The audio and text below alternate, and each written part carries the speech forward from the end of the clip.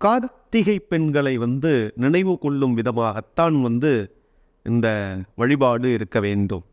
அதில் மிக முக்கியமாக குழந்தை வரத்திற்காக இயங்கக்கூடியவர் திருக்கார்த்திகை பெண்களை மனதில் நிறுத்தி முருகப்பெருமானிடம் பிரார்த்தனை செய்ய சஷ்டியில் விரதம் இருக்க அகப்பையில் ஏற்படும்.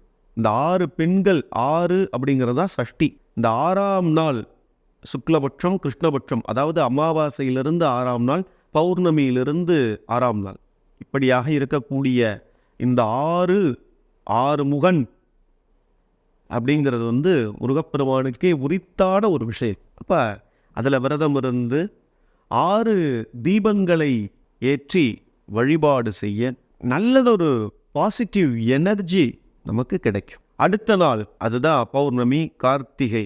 அன்றைய தினம் வீடு முழுவதுமாக 108 54 அல்லது 27 இவ்வாறான ஒரு கணக்கு இருக்கணும். நம்ம கணக்கு இல்லாமல் நான் வீடு ஃபுல்லாக ஏற்றி வைக்கிறேன் அப்படின்லாம் பண்ண முடியாது.